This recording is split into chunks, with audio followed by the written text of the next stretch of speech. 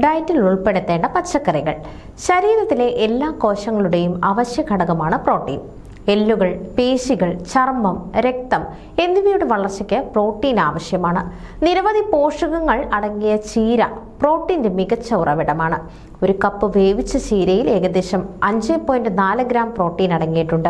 പച്ചച്ചീരയും അതുപോലെ ചുവന്ന ചീരയുമൊക്കെ ആരോഗ്യത്തിന് പലതരത്തിലുള്ള ഗുണങ്ങൾ ചെയ്യുമെന്ന് ആരോഗ്യ വിദഗ്ധർ ഓർമ്മിപ്പിക്കുന്നു. കറികളിലൊക്കെ സ്ഥിര സാന്നിധ്യമായ മുരിങ്ങക്കായ പ്രോട്ടീൻ സമ്പന്നമാണ്.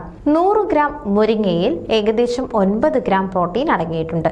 ഇരുമ്പ്, കാൽസ്യം, ആന്റി ഓക്സിഡന്റുകൾ എന്നിവയും മുരിങ്ങയിൽ ധാരാളം അടങ്ങിയിട്ടുണ്ട്. കൂടാതെ പ്രോട്ടീൻ ധാരാളം അടങ്ങിയ ബ്രൊക്കോളി ഡയറ്റിൽ ഉൾപ്പെടുത്തുന്നത് നല്ലതാണെന്നാണ് ആരോഗ്യ വിദഗ്ധർ പറയുന്നത്. 1 കപ്പ് അരിഞ്ഞതും വേവിച്ചതുമായ ബ്രൊക്കോളിയിൽ ഏകദേശം 5.7 ഗ്രാം പ്രോട്ടീൻ ലഭിക്കും.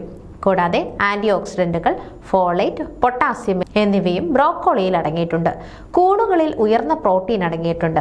1 കപ്പ് വേവിച്ച കൂണിൽ നിന്ന് ഏകദേശം 5 മുതൽ 7 ഗ്രാം പ്രോട്ടീൻ ലഭിക്കും. കൂടാതെ വിറ്റാമിനുകൾ, സെലിനിയം, ആന്റി ഓക്സിഡന്റുകൾ എന്നിവയുടെ മികച്ച ഉറവിടം കൂടിയാണ് കൂണുകൾ.